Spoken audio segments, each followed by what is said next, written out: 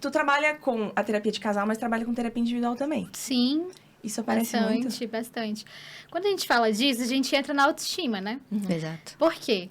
Porque essa pessoa que tá aí fragilizada e aceitando qualquer coisa, ela com certeza não tem uma boa autoestima e um bom senso de valor, né? Ela com certeza ali não se acha tão merecedora, tão boa. E aí, autoestima é um conceito que a gente usa senso comum, mas quando a gente traz para a psicologia, o que seria autoestima? O que seria o conceito da autoestima? É o que a gente chama de crenças centrais. Né? Tem um post teu sobre isso, tá valendo? Então, as crenças centrais, né? Elas são o quê? Elas são a visão, as ideias que a gente tem sobre nós mesmos, sobre o outro e sobre o mundo, né? Então, podem ser de 3 tipos. Crenças de desvalor, que é muito comum em quem tem baixa autoestima, que é o quê? Não me acho bom o suficiente, não acho que eu sou capaz, sempre me acho inferior ou menos do que as outras pessoas, né? E essa crença, ela vai se manifestar de 2 formas. Todas elas, né, na verdade. Ou a pessoa, ela escancara isso, né, sempre se colocando para baixo, se diminuindo, sentindo que ela não é capaz, e aí entra muito aquela pessoa que sempre começa e para, ou que nem tenta, né? Por quê? Porque ela, no fundo, não se sente capaz, ela duvida da sua capacidade, do seu valor. E do outro lado, né, dessa crença de desvalor, tá aquela pessoa que é altamente perfeccionista.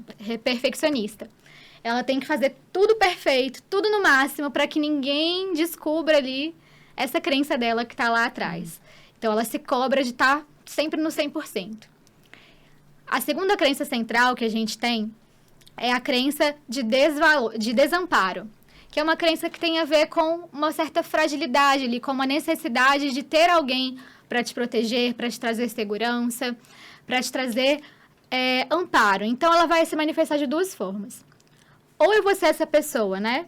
Que aí talvez seja esse exemplo da Carol, que tem um pouquinho lá do desvalor, mas também tem um pouco do desamparo.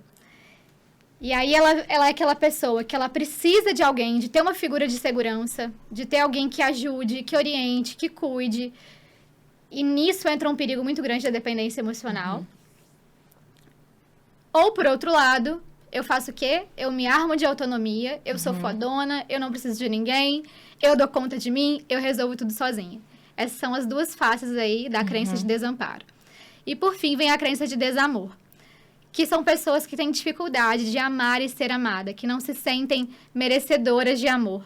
Então, ou essa pessoa vai ser aquela pessoa extremamente intensa, e às vezes acontece muito de tu ir para um relacionamento até tóxico e abusivo, e você vê essa crença, porque é aquela pessoa que é capaz de matar e morrer por amor.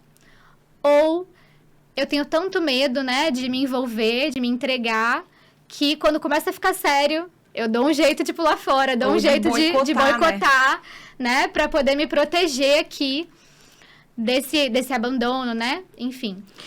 Então, todos nós temos essas crenças em algum nível, como se fossem lâmpadazinhas que ficam aqui dentro do nosso cérebro, né?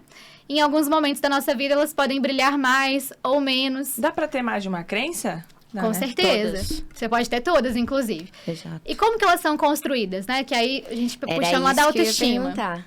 Se existe alguma conexão com, por exemplo, que muito se fala hoje também, sobre pais que não foram presentes, mães que não foram presentes, algum trauma da infância, que Perfeito. geralmente vem lá, né? Desde os Sim, pequenos. Exatamente. As crenças centrais, elas são construídas exatamente a partir daí, dos nossos relacionamentos, né?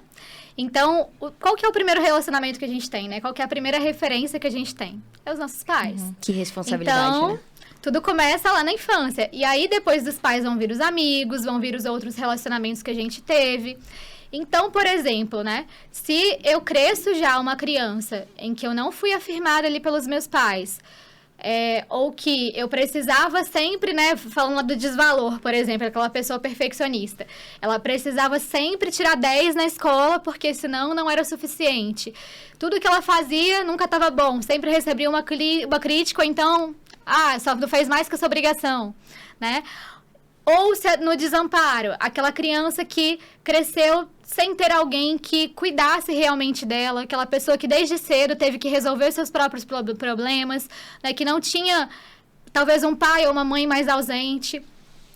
Então, tudo isso vai implicando nessa formação, nessa imagem que eu tenho de mim, que vai se reforçando. Então, se eu tive vários relacionamentos ruins, isso vai reforçando ainda mais essa minha crença. Existe uma tendência de repetir esse padrão, né? Então, eu vejo muitas pessoas repetindo ou o padrão de relacionamento dos pais nos seus próprios relacionamentos, ou esse padrão dessas crenças centrais. Assim. Então, eu acredito que eu não sou digna de amor, e aí e aí toda vez que eu sinto que realmente estou numa conexão mais profunda, eu começo a boicotar. Eu vejo muita gente que boicota todos os relacionamentos que tem na vida de alguma forma, assim. E eu acredito que só tem uma forma de quebrar esse ciclo. Chama-se terapia.